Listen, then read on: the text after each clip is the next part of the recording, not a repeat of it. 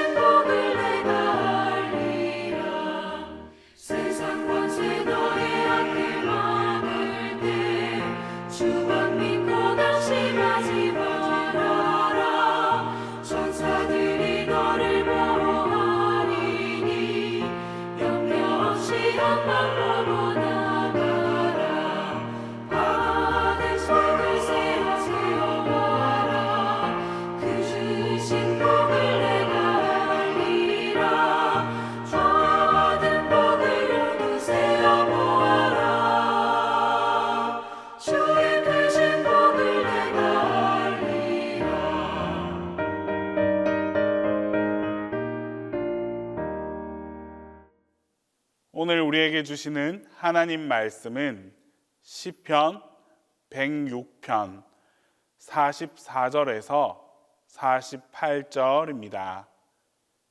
구약성경 시편 106편 44절에서 48절입니다. 그러나 여호와께서 그들의 부르짖음을 들으실 때에 그들의 고통을 돌보시며 그들을 위하여 그의 언약을 기억하시고 그 크신 인자하심을 따라 뜻을 돌이키사 그들을 사로잡은 모든 자에게서 긍휼히 여김을 받게 하셨도다. 여호와 우리 하나님이여 우리를 구원하사 여러 나라로부터 모으시고 우리가 주의 거룩하신 이름을 감사하며 주의 영예를 찬양하게 하소서. 여호와 이스라엘의 하나님을 영원부터 영원까지 찬양할지어다. 모든 백성들아 아멘 할지어다. 할렐루야. 오늘 본문이 시작되는 44절의 첫 단어는 그러나입니다. 시인은 40절에서 43절까지 이 이스라엘 백성들이 하나님을 배신한 결과에 대해서 말씀하고 있습니다. 즉 하나님께서 하나님의 통치를 거부하고 하나님을 배신한 이스라엘 백성들로 하여금 이방 민족의 압제를 받게 하셨습니다. 그런데 오늘 이 본절에서는 그러나라는 말로 시작합니다. 앞의 이야기가 부정적이었다면 지금부터는 긍정적인 메시지를 전해주고 계십니다. 44절부터는 하나님의 주도적인 은혜에 의한 반전이 시작됩니다. 앞선 43절에 따르면 이스라엘은 그렇게 하나님께서 베풀어 주신 자비를 자기 꾀로 무시했고 또 그렇게 무시한 나머지 하나님께서 준비하신 이방 나라에 의해 회생불능의 상태까지 이르게 되었습니다.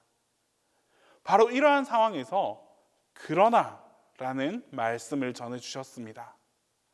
만일 하나님께서 이스라엘을 그대로 내버려 두셨더라면 그들은 영원히 망할 수밖에 없었을 것입니다. 그들은 역사의 무대에서 완전히 사라져 버렸을 것입니다. 그런데 하나님은 그들을 그대로 망하도록 내버려 두시지 않았습니다. 이전에 그들을 징벌하실 때와는 전혀 다른 태도를 취하고 계십니다. 하나님은 이 이스라엘 백성들이 이방 땅에서 고통으로 인하여 부르짖을 때 그들을 돌보아 주셨습니다. 이제는 더 이상 그들의 부르짖음을 외면할 법도 한데 오히려 바로 그때 그들의 부르짖음을 듣고 그들의 고통을 돌아봐 주셨습니다. 여러분, 이것이 바로 하나님의 마음입니다. 부모는 자기 자식이 아무리 미워도 그래서 그를 집에서 내쫓았다고 해도 자녀가 고통당하고 있다라는 소식을 듣게 되면 그냥 내버려 둘 수가 없습니다. 하나님은 우리의 왕이신 동시에 우리의 아버지이십니다. 그래서 때로는 엄히 징계하기도 하시지만 우리가 고통 가운데 부르짖으면 결코 외면하실 수 없습니다. 그래서 하나님은 이스라엘 백성들이 이방 땅에서 고통으로 부르짖을 때 그들을 다시금 돌아봐 주셨습니다. 오늘 시인은 하나님께서 이렇게 이스라엘을 돌아보신 결과에 대해서 다음과 같이 말씀합니다.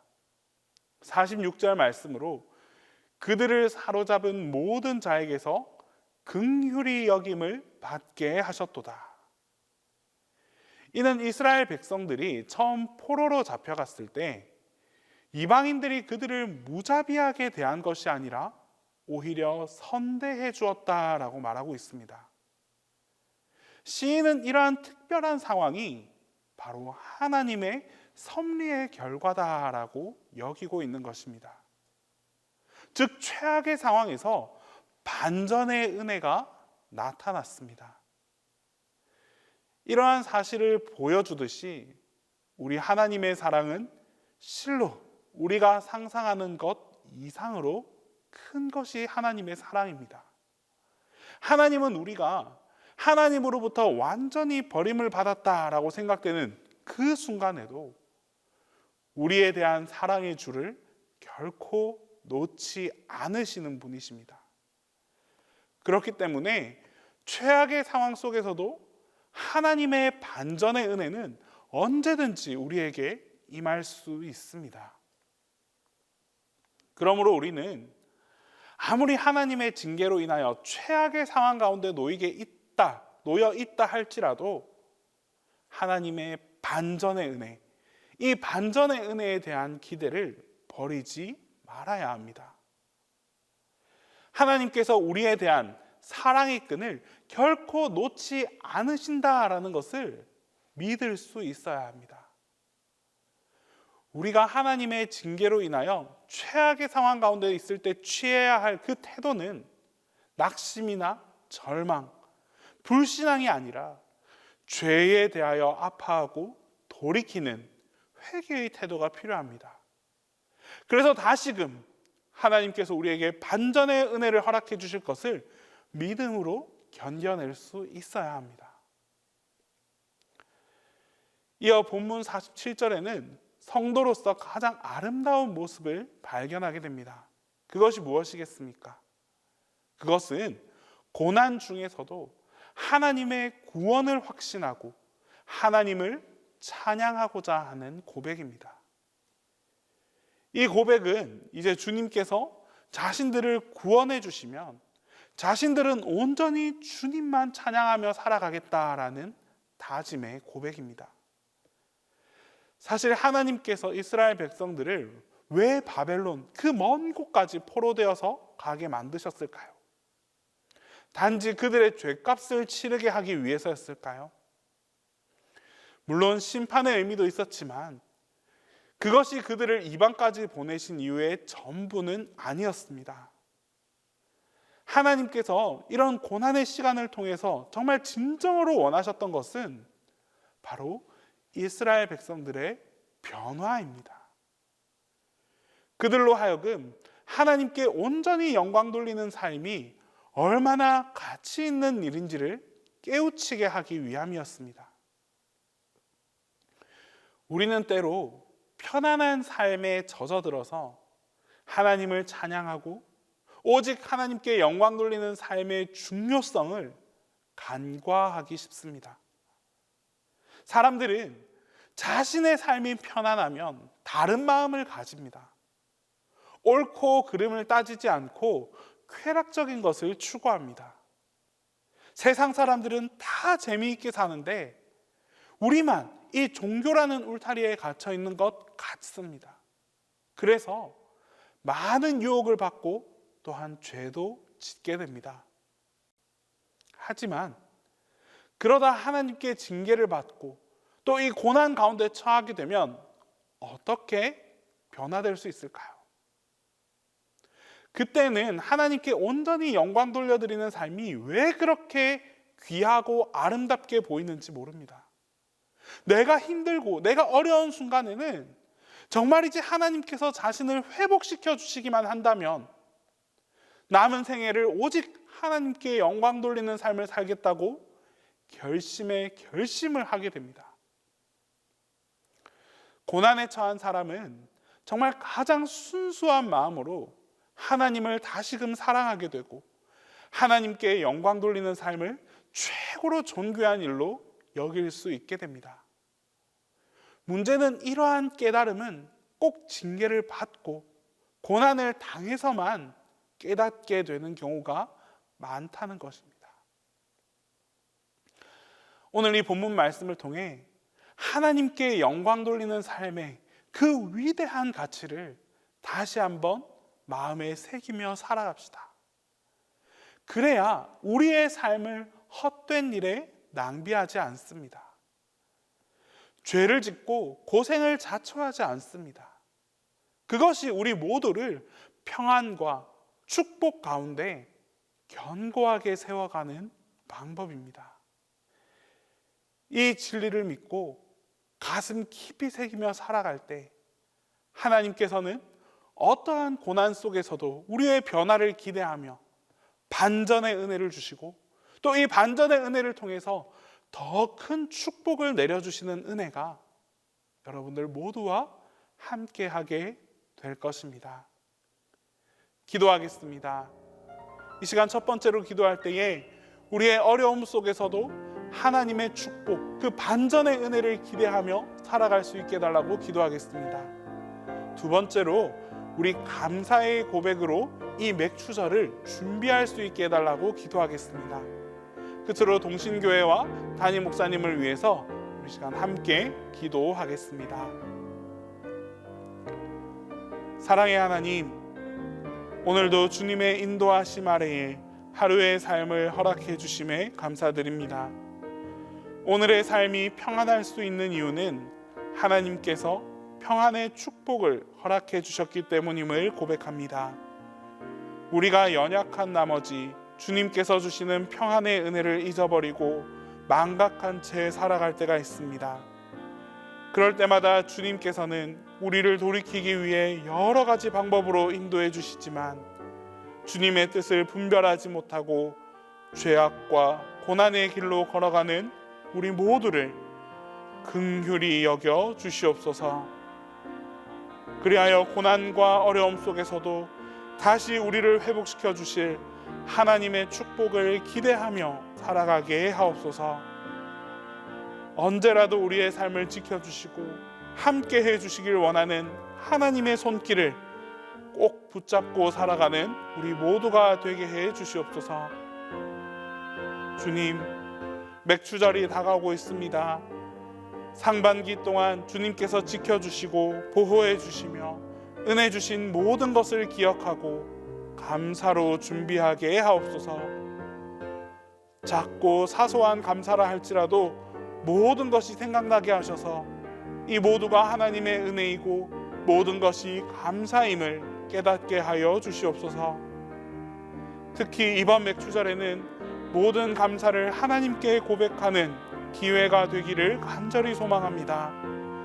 우리의 마음과 입술을 통해 드려지는 이 감사를 주님께서 기쁨으로 받아주시고 이전보다 더 큰 은혜로 응답하여 주시옵소서. 동신교회 가운데도 감사가 넘쳐나길 간절히 소망합니다. 교회를 지켜주심도 감사이고 교회다운 교회가 되게 하심도 감사입니다. 사랑을 전하는 교회가 될 수 있어 감사하고 하나님의 기쁨이 되는 교회가 될 수 있어 감사합니다.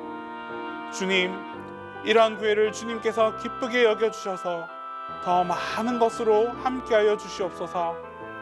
그리하여 이전에 없었던 크고 놀라운 감사가 고백되어질 수 있도록 은혜의 은혜를 더하여 주시옵소서. 주님, 담임 목사님을 지켜 보호하여 주시고 목사님의 사역과 건강 가운데도 항상 함께하여 주시옵소서. 성령 충만의 능력을 덧입혀 주셔서 동신교회 안에서 항상 기쁨과 행복으로 사역하실 수 있도록 축복하여 주시옵소서. 이제 주님께서 가르쳐 주신 기도를 다 함께 하겠습니다. 하늘에 계신 우리 아버지, 아버지의 이름을 거룩하게 하시며 아버지의 나라가 오게 하시며 아버지의 뜻이 하늘에서와 같이 땅에서도 이루어지게 하소서. 오늘 우리에게 일용할 양식을 주시고 우리가 우리에게 잘못한 사람을 용서하여 준 것 같이 우리 죄를 용서하여 주시고 우리를 시험에 빠지지 않게 하시고 악에서 구하소서. 나라와 권능과 영광이 영원히 아버지의 것입니다.